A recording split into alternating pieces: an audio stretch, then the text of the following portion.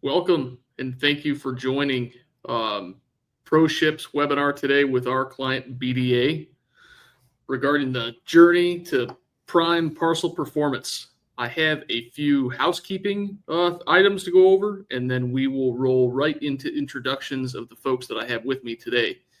So I know today we have attendees through our webinar platform and also live through LinkedIn. There are some variations between the platforms, so I'm just going to break those two down just to ensure that you know how to connect with us or reach out and ask a question. For the webinar platform attendees, you can engage directly through the Q&A widget. Members of our team are standing by to answer those questions and get them over to us. We also have some helpful links displayed, so check those out while we get started here.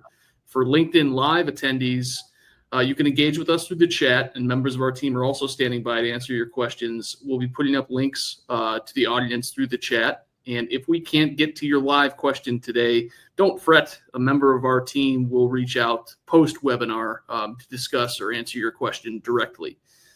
With that being said, that should cover how you can reach out to us and ask us any of those questions, and we can move forward to our introduction for today.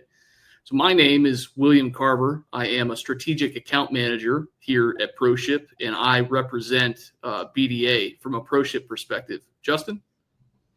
Yeah, Justin Kramer, one of the technical co-founders of ProShip. I've been on the technical side of logistics for 25 years now. Hopefully I can bring some good commentary to this conversation. Jay?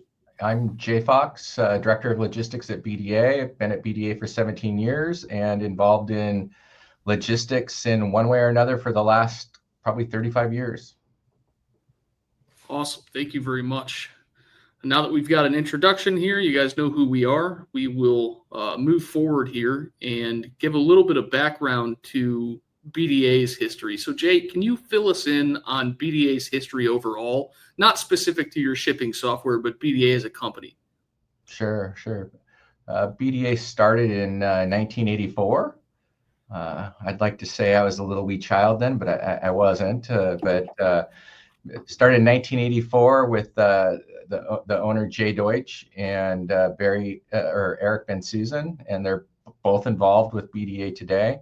BDA does promotional merchandise. We were one of the first promotional merchandise agencies, which means, and we offer everything from the creative, product development, technology, licensing, logistics, and fulfillment, where I come in website design, pretty much from A to Z. We do everything for promotional merchandise, and kind of sets us apart is we do offer that A to Z solution where we're not just selling for example, a water bottle. We actually have a creative team, a web team, a team that sources all this stuff, and we bring all that into the market for our clients. Currently, we're up to about 1,300 employees. We have locations in the United States, Canada, Great Britain, and the EU, as well as in China. And we represent some of the world's largest brands. That's impressive. I know you had mentioned 80 clients or so within, the overall makeup of BDA. Kind of explain, if you can, how specifically you serve those clients. I know you had mentioned previously, like through their own websites. I think if you want to kind of break that down a little bit for us.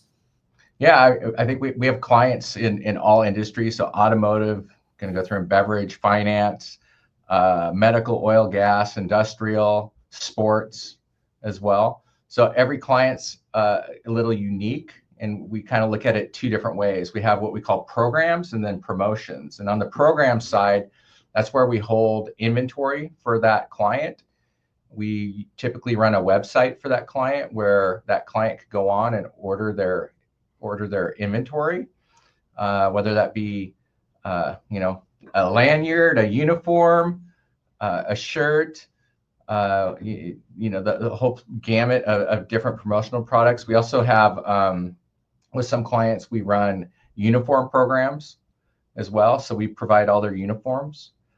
And for sports, if you think about sports, if you've watched the World Series or a sporting event, and I know Will, Blackhawks fan, we sent you that gravy boat, right?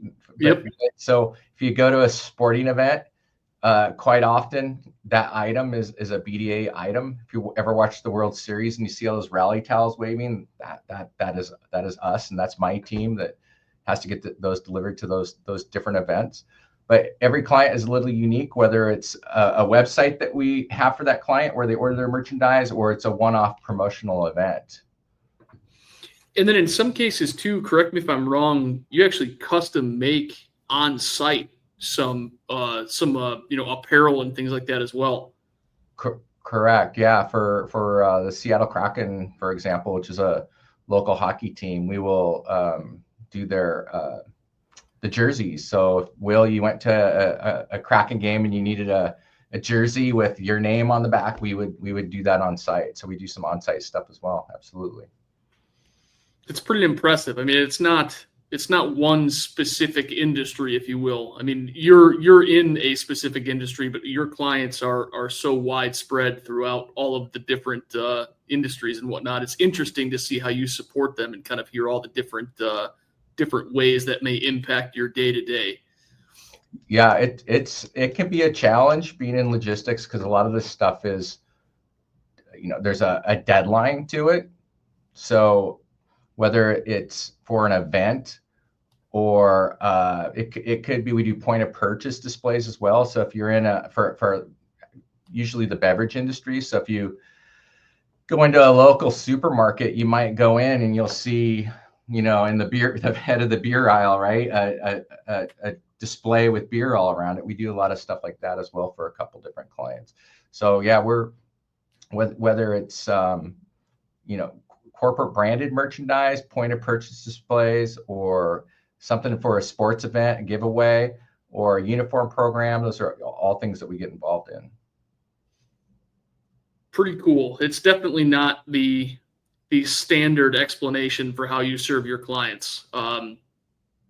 There's obviously a lot moving, and like you had mentioned previously too, the different locations that you're in Canada and you're in Great Britain and you're in the EU. It's a pretty widespread network that BDA serves today.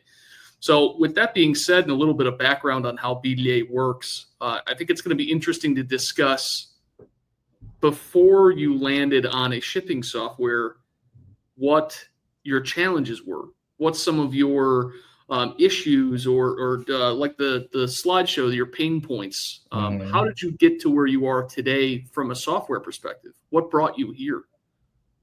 Well, going way back, we had just a basic, I'll call it green screen type software, and it was it wasn't very customizable. So and it wasn't great for global. So since I've been at BDA, I started in 2005, so it's been almost 18 years now. That our clients have changed a lot. Our clients have become more global, and with those demands, we had to make changes, right? Otherwise, we weren't going to be able to meet our clients' demands.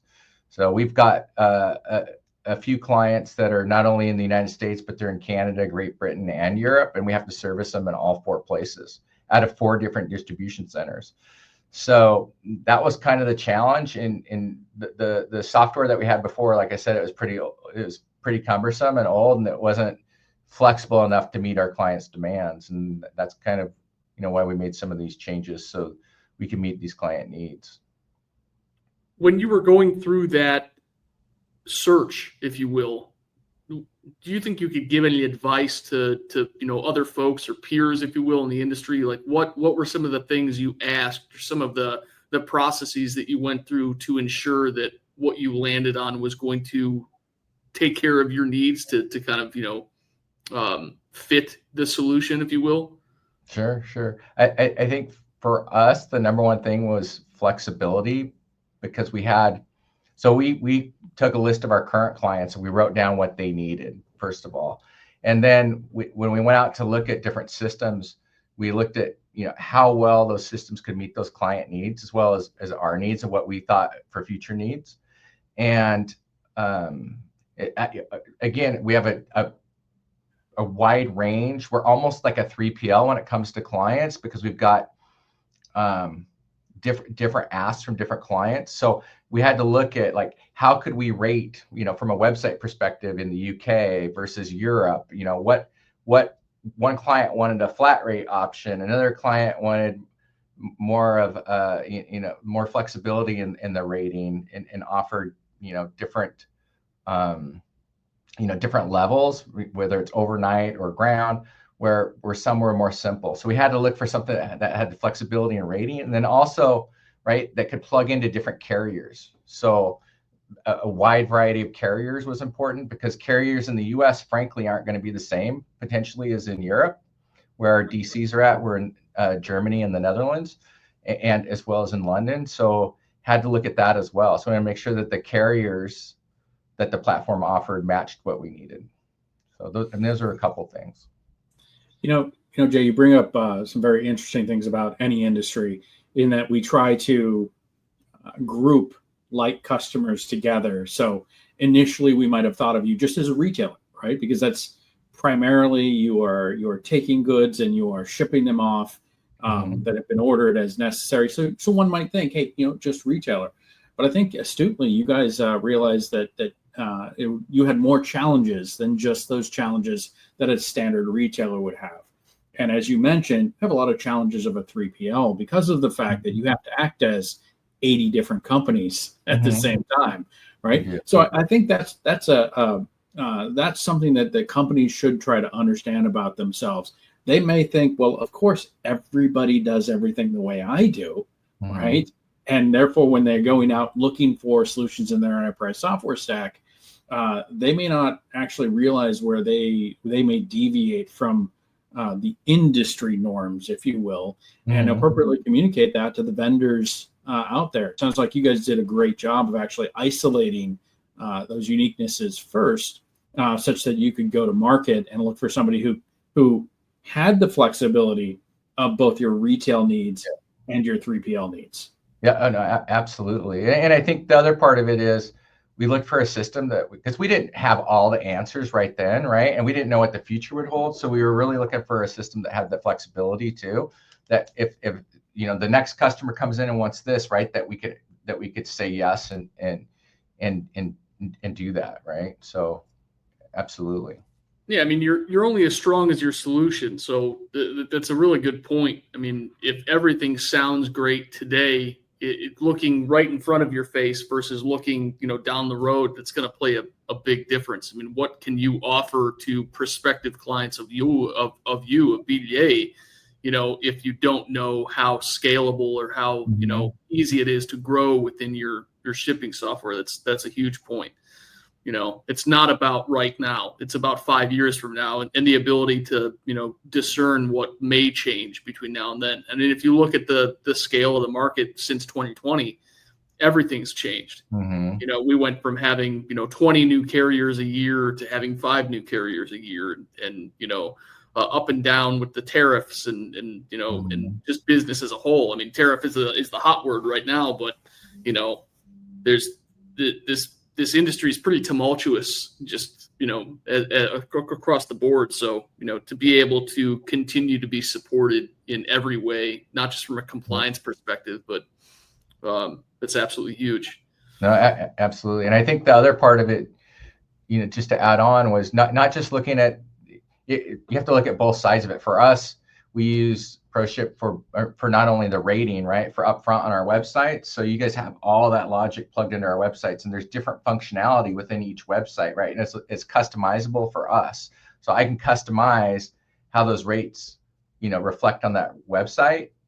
But also, the back end shipping part of it is extremely important too. So we're looking at all sides of it when we made that decision. Yeah, and to dive into that for anybody who might want to put labels on those things, when you are in the cart, you're usually looking to advise, you're using to set an expectation. We often use the word advise because then it goes hand in hand with, once we've actually gotten into the warehouse, those goods have been packed, we want to reinforce or enforce that expectation that has been set for that recipient on behalf of your customer. And so having that ability to interact with the expectation as well as enforcing that expectation, I think really does help a lot of companies. If they've got that level of connectivity across everything, that really helps to ensure that those end recipients are getting what they expect when they expect it, which I think, if anything, has changed post-pandemic. We're slowly shifting away from the faster, freer to please set an expectation and keep it. Even if that is that it's going to be a 3-day delivery, I kind of don't want that delivery in 2 days. I'm expecting it on the 3rd day because I know that's where I'm going to be. So we see these customer expectations continuously shift. And Jay, I think that you kind of alluded to that and how long you've been in the logistics market. And I mean, let's face it, at one point in time, we had 3 major carriers, right? And now Will's talking about 5 new carriers a year. So this is a very volatile industry. But I think in the end, it all comes down to meeting that customer expectation, that recipient expectation, so that they will come back and drive more through those 8 websites that you guys have to host. Yep. And the stability of the site's extremely important as well, right? That site has to be up 24/7. So extremely important. Absolutely. I've been there through a lot of those projects with you. I didn't mention in my introduction, but I've been working directly with BDA for the last 4 years now. So I've been there through just about everything, all the new implementations and whatnot. So I've been side by side with Jay while we're trying to work through these things. I know that we discussed your previous solution. You alluded to like a green screen, kind of a cumbersome solution. As we move forward, what were some of the features of your current shipping solution that moved you forward from the previous? I know we kind of touched on what you were looking for, but what were the non-negotiables as you were moving into a new solution? Well, first of all, I wanted the front end and the back end to line up, right? So we wanted one solution for the front end being the website and the back end being the shipping. It just makes sense to do that for us. I think the other thing was on the shipping side, looking to streamline our shipping. What could we do to help streamline and help our DC, right? And so when we were looking at a system, we were looking at how well does it work with our warehouse management system? How well does it work with our conveyor systems? And how easy does that plug in? And Will, you and I have worked on a lot of things together. It hasn't always been easy, I won't say that. There's been, but the great thing is you've always been there. We've worked through things. We've gotten things figured out. We've definitely had some challenges through the years, but in the end, I mean, I think for us, the biggest thing was the customization of the system and being able to, both on the front end and back end, customize it for our needs and our customers' needs. And we've done a ton of projects with ProShip. I think it's been a couple years. We did the Panda project, which was the print and apply, and that was key for us as far as being able. We had, I don't remember the exact number, but I think we had 37 actual shippers, and things were coming down the line in totes, and we were scanning. We're having to take it from the tote and pack it into a box, and then at a ship station manually scan it, which was great. It was fine, but it wasn't very efficient. So with ProShip and the other systems that we have, we developed that Panda system. And that's just one example, right? So we were able to take into that labor, which was shippers, and we were able to move them someplace else. And we became a lot more efficient in getting packages out the door, and just things like that. And looking ahead at what a shipping system can do, I think is important. And what direction do you want to go in? What things do you want to add on to, right, in the future? It might not be next week or next month, but what do you want to add on to next year or the year after or 2 years after? Can that system do that, right? And I think those are things that you need to look at. Don't just look what's in front of your face. Look out further. And I think that's one of the things we did. I'll say we did it pretty well, we weren't perfect, but we did a pretty good job at that when we were looking at a new system, and I think it's paid off today. Well, and that's one of the things I was going to give you some credit. When you and I first started working together 4 years ago, we had these conversations that were almost speculative. Mm-hmm. We would discuss, okay, so this is what BDA is doing today. What are we looking at for the next couple of years? And not just, oh, we hope we get more customers. It's is there anything that you're discussing from a, high level perspective as an addition, and that's how the print and apply, that's how the Panda conversation came up is, we've been talking about this. We've been mulling this over. Is this something that's possible within ProShip? Can we make this work? What are some of the challenges? What are the questions that we should be asking? So I think it kind of gives a point to, once you've selected a shipping software and you've got that team and you've got those experts that you can reach out to, Mm-hmm. Anything that even crosses at the water cooler, can we do this? Or, what about this? Is this a possibility? It's always worth a conversation. And the worst thing you're going to hear is no, or Mm-hmm. there's going to be, a whole host of challenges, but we'll overcome them just like you and I have. So Yeah. I think that's definitely a big call out as from a prospect's perspective. Make sure you're as upfront as possible. Anything that comes out, nothing's a bad question, right? We're just Mm-hmm. we're gonna set you up for success. Yep. Panda was a big one. I know we've done some carrier switching, moving from a primary carrier to a different carrier. There's a whole host of challenges with that. And the different countries, like we mentioned before, you're rated in different countries. That's not exactly a standard out of the box process, right? No, absolutely not. And I think another good one to bring up is the ProShip system and compliance, right? So making sure that we're compliant in the way we're shipping. And when I mean compliant, I'm thinking about hazmat specifically. So the solutions that ProShip's helped us with hazmat and making sure that our shipping is following all the, whether it's FAA or DOT rules is extremely important, because you don't want to get penalties, right? And I think the other part of compliance is we have the Panda, right? But there's certain things that can't come down the conveyor line. So those things are still shipped with a shipper. You need to make sure that it's scan and ship for the shipper, because you don't want a shipper who might be only a week or two on the job, who's been trained, but still may not have the same savvy as someone who's been there for a longer period of time. You don't want them making shipping decisions, right? So that for me comes under compliance as well. So making sure that it's scan and ship and it's shipped correctly. So all those things are extremely important to us. And Jay, especially when you might have 80 different sets of shipping rules, depending upon which client is actually which client you're shipping on behalf of. So yeah, that enforcement of or automation of those business rules is something we recommend to all of our customers, because like you mentioned, you may be flexing somebody from picking over to shipping because you've got a bunch of non-conveyables that day. So that person may have been trained, but it may have been months ago. They may be new on the job. All these other things where really the value of labor isn't in memorizing all 80 sets of business rules. Correct. The value of labor is in the visual stuff, the handling, the making sure they don't pick a product that has some minor damage on it. They set that aside and somebody else can deal with reprinting or whatever's necessary with that product.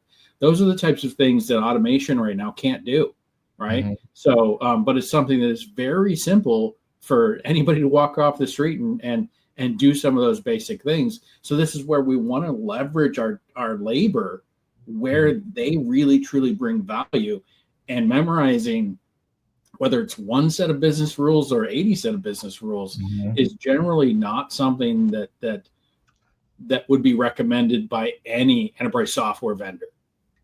No, absolutely. I don't want anybody at our DC memorizing any of those rules. I just want them to scan and ship. And that's, quite frankly, the systems allowed us to do that, whether it's just to give a couple examples. We've got clients who want duties and taxes billed back to them. So we need those duties and taxes billed back to us. And we've got some who want, depending on the shopper type and how they come into the cart, duties and taxes are collect. So there's rules around that based on client as one example. And it sounds simple, but it's actually very complex when it gets down to it. When you get into account numbers too, are you shipping on your account number? Are you shipping a third-party account number? We have one client who wants us to ship collect to them, which is actually kind of a disaster, but we do it. And it's not a disaster because of the system. It's the carrier has a hard time with it. But I mean, I don't think there's a thing that we probably don't do. I'm sure there's something, but there's so many different options out there when it comes to shipping, on different accounts, duties and taxes, prepaid or collect. In different countries you're shipping to. We have rules for a couple clients on if we ship to Canada, they want their broker clearing it through customs. So we have a rule in ProShip that sets that up. So it's pretty detailed. But I think one of the other things I want to point out is you mentioned 4 different regions, right? US, Canada, UK, rest of the EU. I will say that we do encounter companies that actually have 4 pieces of software to do that, right? And so think about, even though it's great that any good multi-carrier shipping software should be able to automate these business rules that Jay was just talking about, and it should be able to make it so that as somebody calls in and wants to make a change, we're not having to communicate that down to every single person in the warehouse. But when you think about it, do you have to make that change in 1 piece of software or in 4 pieces of software in your case, or significantly more pieces of software? Or do you have that ability to make that change once and have it take effect in multiple countries, regions, and potentially for multiple customers? So what is the scope that you need, when you're for our listeners and they're thinking about what they need in multi-carrier shipping software? Understand your scope. Understand the depth at which you need to get into those business rules, and try to think about which ones can be pulled into the system, so we're not having to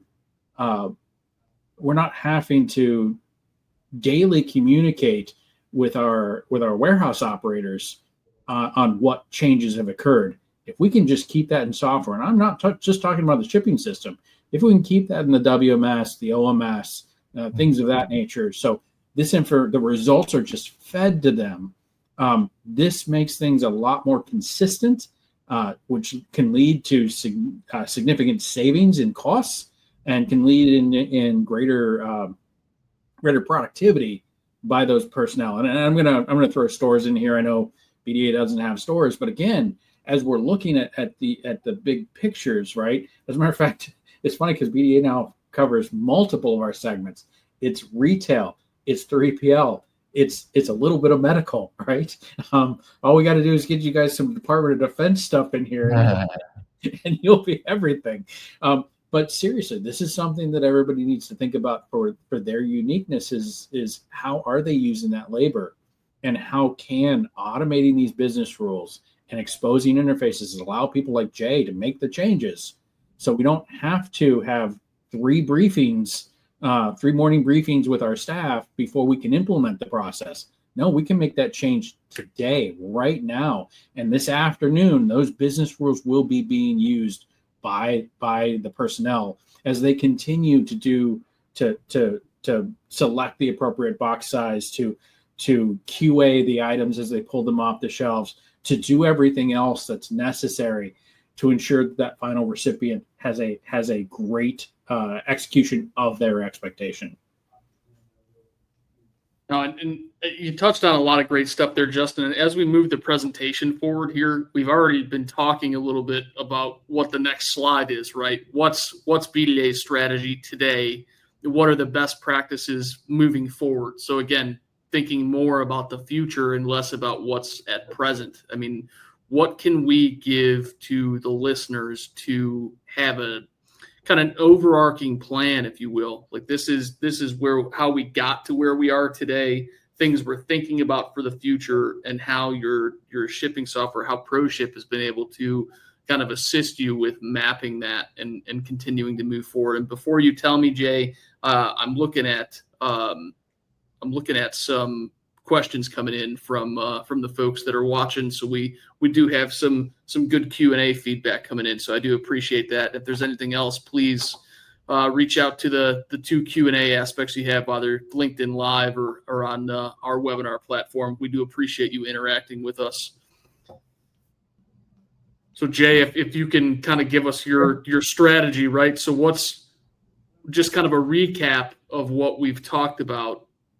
What are we using today? Yeah. And some ideas for best practices for the prospects and the folks listening on the web.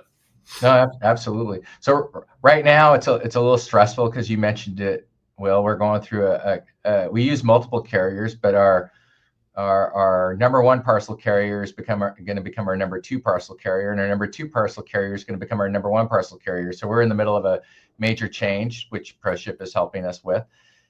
So that's kind of the immediate future strategy is that carrier change. But looking further into the future, some of the things we're looking at is improving that checkout experience, the cart. And we've done a lot of things to improve that experience, but there's some things that I think we can do better. So one of those is adding the advanced date shipping module that ProShip has that I've been wanting to do for quite a while. It's gotten put on hold a couple of times, not because of ProShip, but because of BDA. But other things have crept up to be more important. But with that, trying to give our clients a better in-hand state when they can expect something, trying to clean up the cart to give them the shipping options that really meet their needs or what they need. So that's one thing. And then there's a lot of, I'll say we're at the point now, thank goodness, where we've already done a lot. And so we've kind of gone through a period where we implemented ProShip and then we enhanced it, right? And now we're making some changes with carriers, but I think there's a few more enhancements that we're going to look at doing. But I think for us, we're pretty comfortable. And I think, what I would be, I guess asking ProShip, what's next, as far as what you can, offer us, or what's the new latest and greatest thing that we're not doing. So I think that's kind of where we're at, right? We've built the system with you. We've enhanced it, right? Made improvements where we needed to. And now I won't say it's,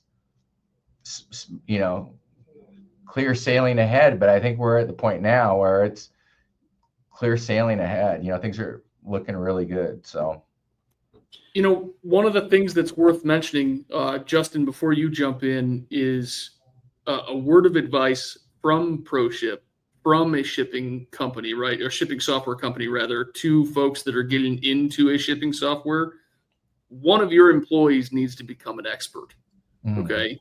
You need to have somebody on site in-house that knows how these things tick. And for BDA, that's Jay. Jay has some things nailed down that it's important that his understanding is forayed, because without Jay's understanding of how things work, he communicates so well as to what he's trying to accomplish. It takes a lot of the guesswork out. Now, I'm not saying you need to, change your business card and put our logo on it and grab a new set of polos. But at the end of the day, having an understanding as to how this works is huge. I mean, it's almost paramount. Yeah, we have a great support team. We have a great set of engineers. We have a lot of great folks to help and support you. But your ability to communicate and understand what you're asking for, and that the fact that it can be done, is huge. That's just a little tidbit from the ProShip folks. Yeah, and I would say too, thanks, Will. I appreciate you saying that. But I am really the liaison between BDA and ProShip. I understand what our customers want. I understand what we need from a shipping perspective. But I'm not an IT person, right? So I have to have support from our internal teams, and there's a couple people internally that are Paul and David are my support when it comes to that side of it, and understanding ProShip and how everything plugs into our system. That's not me, but I know how it's supposed to work. So if something doesn't work, I can go to them and say, hey, this was set up wrong, or this wasn't working right. So those guys work really well with the engineers at ProShip. So I would say you need someone who's understands what you need, but you also need some IT support, right? It can't just be you being everything, right? Because at least for me, I struggle with IT, so having that support is huge. Well, and I think, Jay, both you and Will bring up the edges of a point that I'd love to make here. And that is, anytime you add anything to your enterprise software stack, when you first do it, you have a list of things you want to check off. These are our largest pain points, right? And it sounds like you come from an I-Series solution, which there's nothing wrong with I-Series solutions. We still have plenty of I-Series customers. Mm-hmm. But there's definitely some flexibility that you were looking for. There was that ability to advise in the cart, things of that nature. Once those things are done, once that first year is over, and we've started to get an ROI, we've proven that the pain is gone. That's where the process shouldn't stop. And it sounds like that's exactly what that process continuation is exactly what's been happening between you and Will. That ability to go ahead and say, okay, we now understand more about what ProShip does, what it can do, but what is the where are we going in the future? How can we better utilize? And you just said it yourself. What are the next things that are coming down? What are the next features that that ProShip is seeing? And I think one of the advantages that we can truly provide is where are we seeing the market itself go, right? For a lot of our customers, as we started to see that initial carrier diversification occur in, right after 2015, still before the pandemic, but we started to already see that process. We had the ability to advise our customers on multi-carrier. As the pandemic hit and all of a sudden there were 20, 30 new carriers, we had the ability to advise our customers on what we refer to as carrier rationalization. Right. And as we continue to move forward, Jay, you mentioned one of the things we've had for many years, advanced date shopping. It's not right for every customer in every situation. As we have solved other larger problems and provided hopefully larger or continuously growing ROI for you, you're now seeing the value of that one piece. And because there's value to you, that's when it should go into place. We shouldn't be any software vendor shouldn't be pushing a buzzword just because it's their latest and greatest and they want to up the annual maintenance that they get from you, right?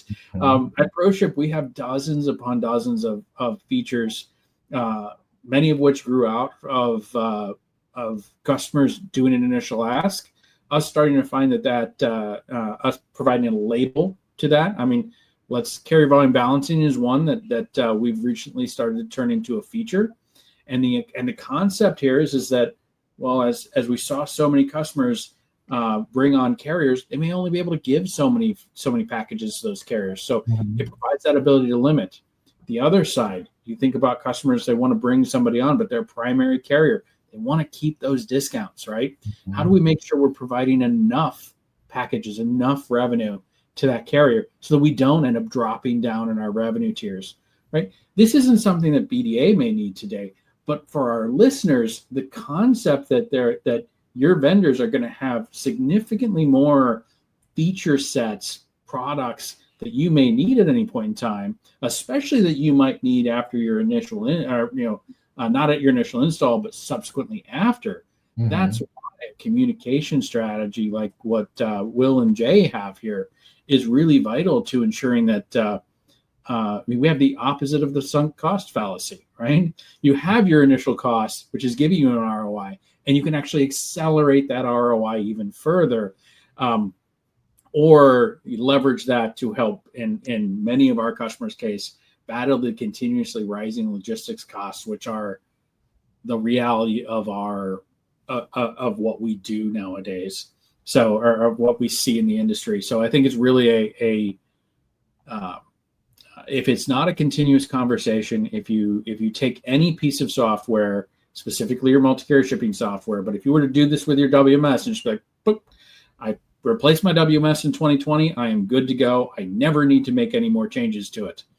Well, as where that is and where the industry continues to move with WMS products, if you're not continuously doing that update, you're going to find yourself with less efficient practices. They were efficient for the time you put them in, but as your business changed, basically the minute after you said that the implementation was done, as your business changes, you separate further and further from the automations that you've created, further and further from the value you first started. So a continuous conversation, and I'm not always talking about a continuous spend, but a continuous conversation, understanding where the state of the art is going, where features and values are that you may have.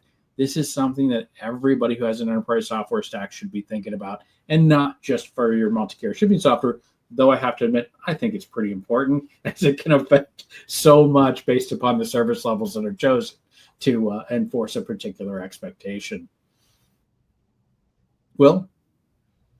Yeah, it's a lot of really good points, Justin. I mean, let me tell you, that's the folks that are listening are getting quite a bit of information here. I mean, obviously a very unique customer to have aiding us with our webinar today, but there's just a lot. There's a lot. I mean, that's the best way to put it. There's just a lot to consider. I mean, what am I asking the right things? Am I doing the right things? Am I getting the right answers to the questions? Am I going to put something in place that's going to have to be moved in 5 years? Hopefully not. There's a lot of great information here is the point. So before we move to the next slide, we're getting towards the Q&A, but I want to bring the final thoughts up to the table here. So I'm just kind of going to go down the line. I'm going to ask Justin, I'm going to ask Jay, final thoughts, closing comments. What would you give as your final piece of advice to folks that are listening that may be pursuing a new shipping software, that may be, perusing the market? What are your final thoughts for the folks that are attending today? Justin? Well, I guess I want to summarize what I hear the BDA did, and has achieved great success with it. Number one, they got together, and it sounds like they had a cross-departmental look at their actual initial need. Okay. Number one, understand what your need is so that you can select the best vendor for it. Number two, that wasn't where they stopped. Once that initial implementation was done, communication continued, advances continued. Only the advances that were needed at that point in time, right? Automation with the Panda, we talked about that one. I love how that redistributes labor in there. But also other things. We talked about the potential need for advanced date shopping. Doesn't mean that they're absolutely going to have to put that in place tomorrow, but it's definitely something where they can look at that continuous climb of that functionality ladder where it makes sense. Not everything is needed, but those things that are needed should be bringing a great ROI or a great impact on the actual customer themselves. So that would be my final thoughts is think about that process from beginning to the long journey of continuous improvement. Yeah. Great thoughts there, Justin. I appreciate it. Jay? Yeah, 100%. I think as you're talking there, yeah, we didn't try to boil the ocean. We started with a group discussion. I actually flew out to our main distribution center, which is in Plainfield, Indianapolis, and we met with different groups there, and we kind of wrote the criteria up of what we wanted. But once we chose ProShip, we didn't try to boil the ocean. We started with just basic shipping, right, and rating on our websites, and then we moved into an enhancement phase, and that was our approach. And I think it was smart because we wanted to make sure everything was working correctly and we didn't break something for a client, because we're very client focused.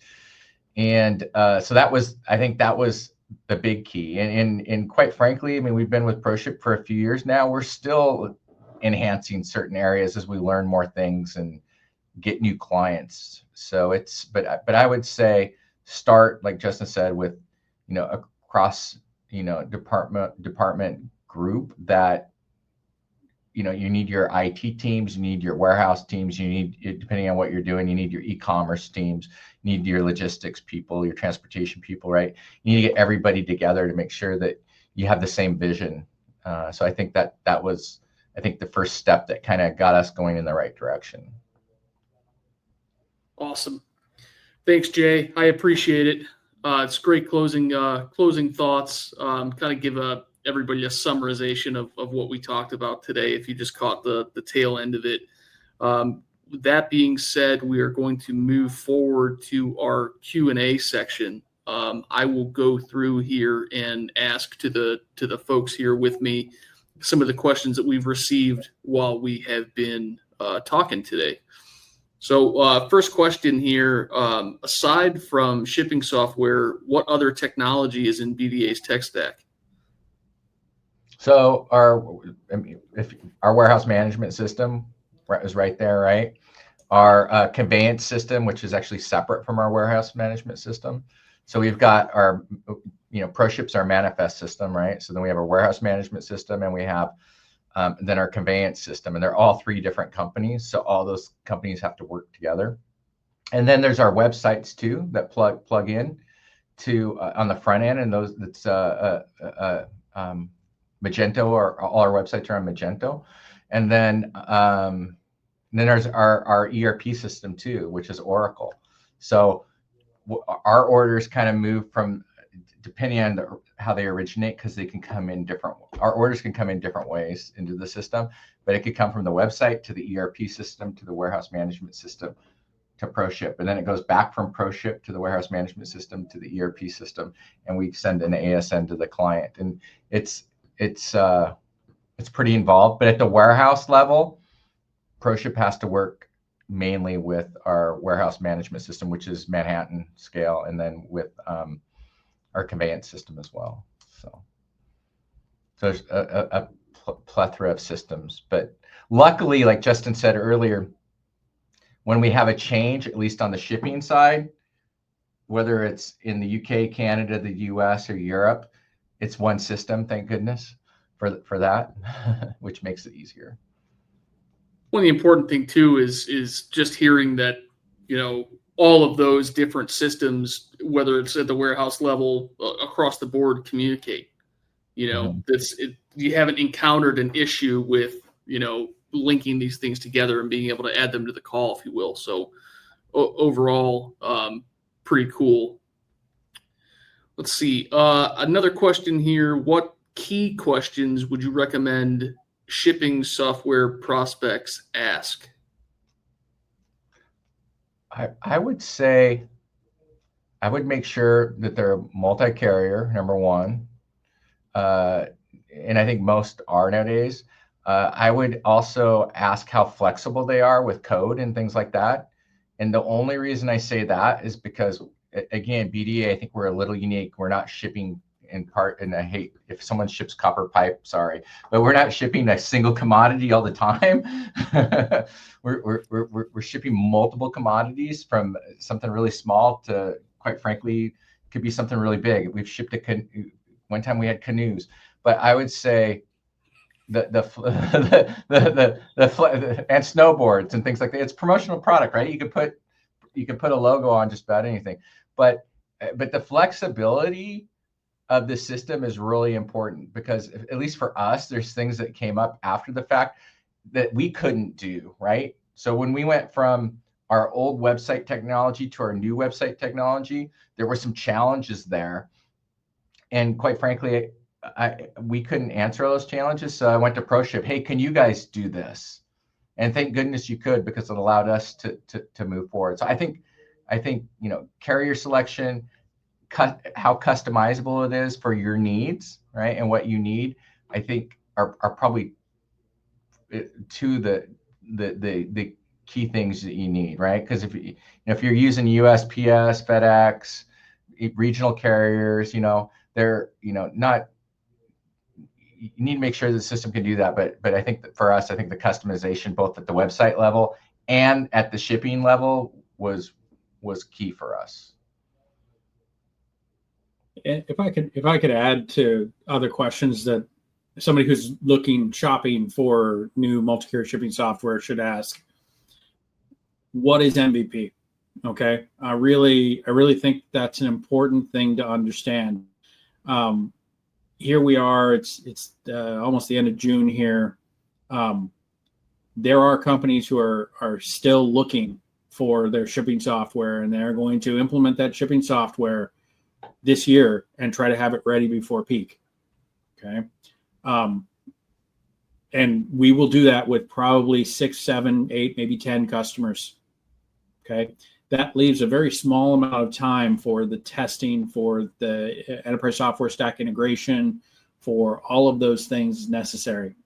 So if you really are looking for new software this year, sometimes you really have to say, okay, well, what can we do this year for the highest level of impact? What items are nice to haves, and what items would be complete delighters, and then work with your vendor to figure out which ones will fit in the time remaining and which ones can be brought up after peak, when lessons have been learned about how the system actually works, when lessons have been learned about what your customers actually want, and we can go ahead and continue, or your vendors can continue to take and progress that solution away from that MVP with some satisfiers and delighters, and we can move it beyond that. Okay, and getting into that that cadence of trying to improve your software starting in January, February, rather than the end of June, I think makes for a significantly better long-term experience, not only for you, but for your vendors. Your vendors are more likely to be able to say, hey, it's February. Here's the lessons learned that my customers all brought to the table. Do any of these apply to you? Here's what we learned about our product, and here's what we're adding to it this year as a result of that. So again, to reiterate, what is your true MVP? What are your satisfiers? And what are your delighters? And realistically understanding, what do you need in 2025 to survive peak 2025? Will? Thanks, Justin. That's a great answer. Extremely in depth and a lot to think about. Moving forward here, looks like another question for Jay. What is your feedback on working with the ProShip services team and also support as a separation there?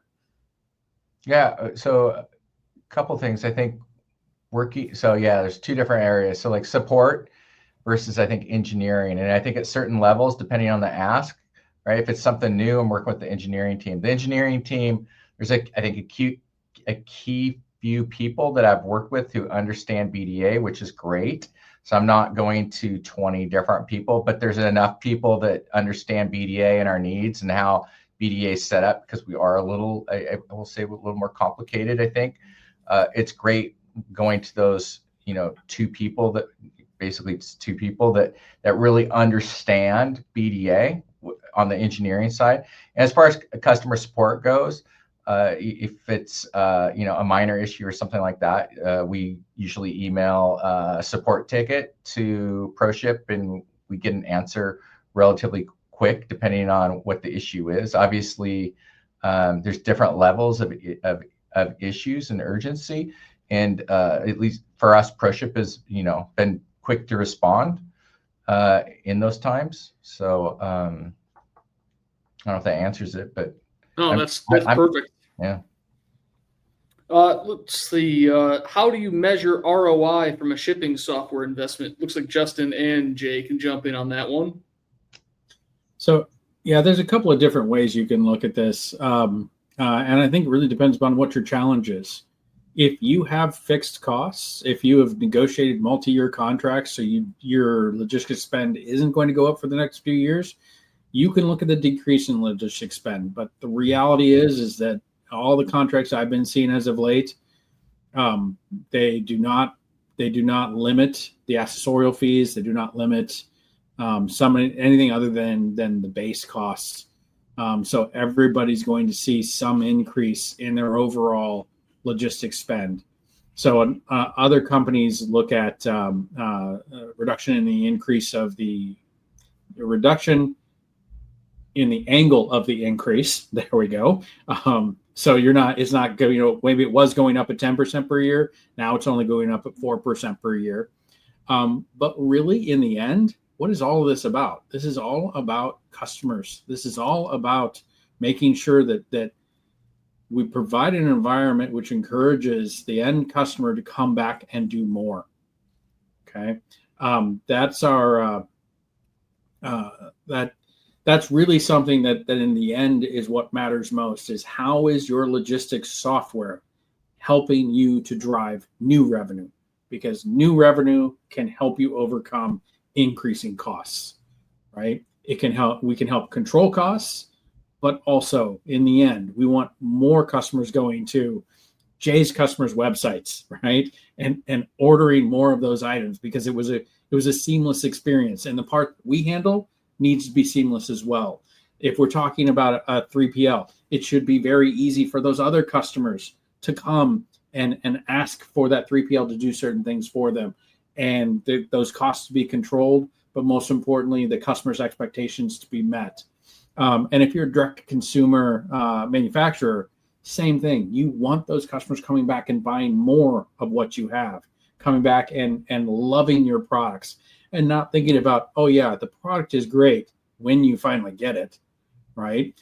We want to have that great experience, which until we all go move to 3D printers in our houses or Star Trek technology just builds it right there, right? We're going to have to actually ship those products. And so we're going to need something that helps to, number one, control costs, and number two, create an experience that meets our customers' expectations. Okay. I'll add one more thing, not to that, but earlier. I think another thing that's important when selecting a system is how you're going to set it up. And Justin, you could probably talk more to this than I could, but BDA, we're set up on multiple servers so that we're making sure that whether it's rating or shipping, it doesn't go down if we have an issue with the server. So for us, that was important to have basically a decision tree that sends it to one server or another server. But I also know that now there's cloud-based shipping and other options as well. We don't do that. We have, like I said, the multiple servers. It's the way we were set up. But I know there's other options out there. So I think that's something you need to consider as well. Jay, let me add to that, because you are right. When it comes to a good multi-carrier shipping software, there are options. There are a lot of options.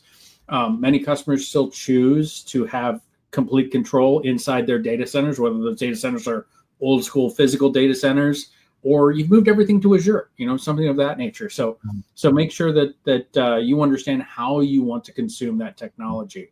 And you mentioned that you're on Manhattan scale. Well, Manhattan now has scale in the cloud, right? They've got active scale, as they call it. At some point in time, you may want to move to that. And at that point in time, it may make more sense to move all of your ProShip stuff to the cloud as well. But basically, the other part that you're talking about to me is just great enterprise software stack architecture, right? It often makes sense to separate concerns. What are we doing? Are we going to use advise separately from enforce? Because we may have a hit on our website, a massive rush.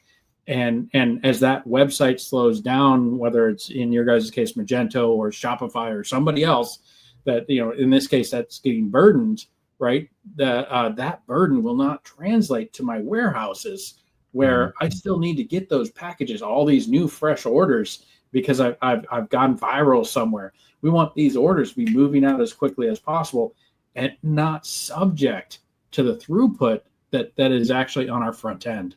So yeah, there's definitely great architectural questions that can be made. And what I'll say is that your vendors probably should have great reasons as to why one thing or the other, as long as you have an expectation. Now, if you prescribe, they will do so. But if you have a question for them, they should be able to recommend. All right, Will, is there anything else? Thanks, Justin. Looks like we have time for two more questions before they get the broom out and start sweeping us off stage here. First one is, oftentimes new software implementation come with hard lessons learned. did BDA have, or did BDA, excuse me, overcome any challenges that they weren't anticipating? That's a good question.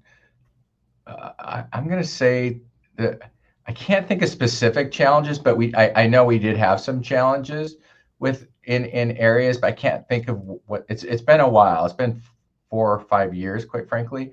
So it's been a while, but at the time there were definitely some challenges. I think what we did as far as like the first week, we always, as a precaution, had an engineer standing by. So like if there was a quick challenge, we could address it and fix it immediately.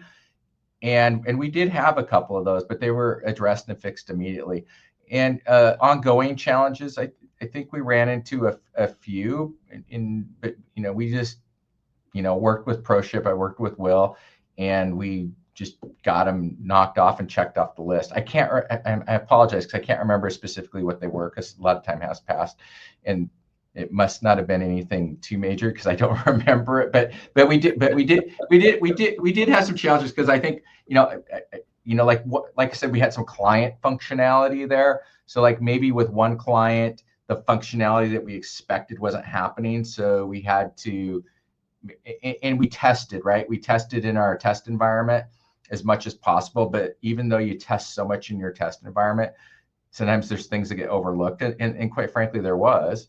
And it wasn't necessarily anybody's fault. It was just, one of those things that happened. But we definitely had some challenges, but ProShip worked with us. And like I said, that first week, at least from our distribution center, we always had an engineer standing by.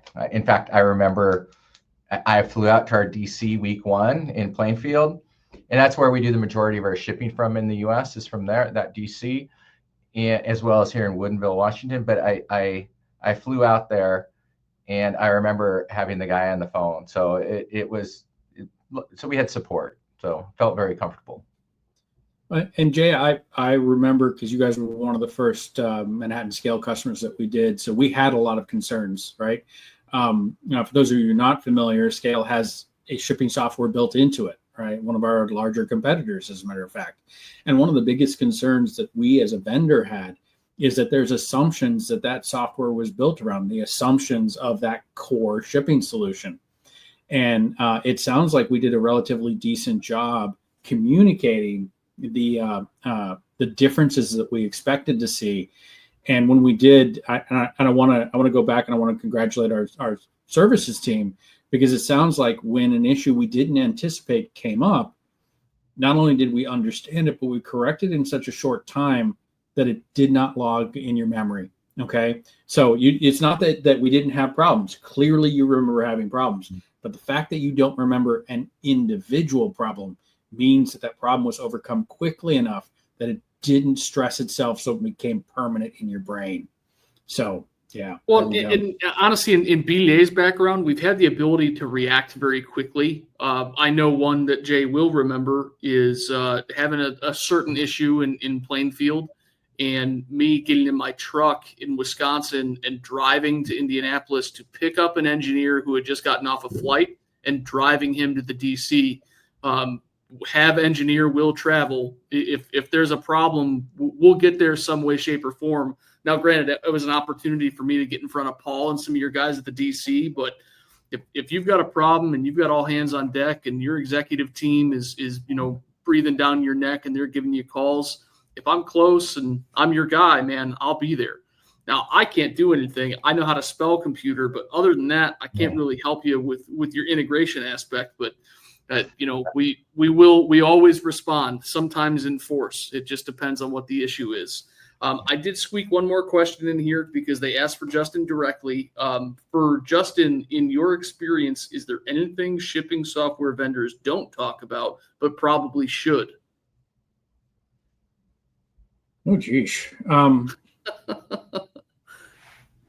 Well, I think of a lot of different things. I think about the disadvantage of carrier API only solutions. I think about architecture of how they isolate concerns between the components.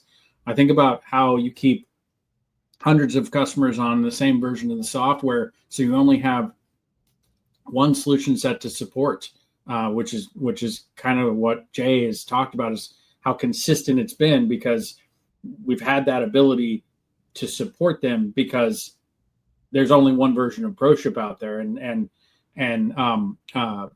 they've also had that opportunity of speed for certain carriers because they're not API only. There's platform based solutions. I think that a lot of companies skip over how their product works and how it's going to truly be able to scale, not only to be broad enough to handle websites asking a lot of small questions, but more importantly, to be effective enough to handle automation like pandas, which are generally going to have a very small, measured in thousands of milliseconds, maybe not hundreds, but thousands of milliseconds, available to apply all those business rules to help enforce that customer expectation, to help to set that, or to maintain the standard upon which that order was shipped upon, right? And then finally, I would say, what is the end goal of your shipping software vendor? Are they there to help you execute shipping, or are they trying to expand into other directions that may be shipping adjacent, but maybe the purview of a WMS, maybe the purview of an OMS, or maybe the purview of analytics software? So look at what they actually do, look at how they've implemented it, and look at how they will be able to address your changing needs from an architectural standpoint going forward. Sorry if I got a little too technical there. No, that's great. I appreciate it. I think that just about answers that question. And with that, we are all out of questions for today and all out of time for today. I want to thank personally Jay Fox. I appreciate you being here and answering the call when we reached out to set this up. It's beyond words how important these webinars are for ProShip and for our prospects and a lot of the folks that look to us to be the experts in the industry. So we really do appreciate your time today.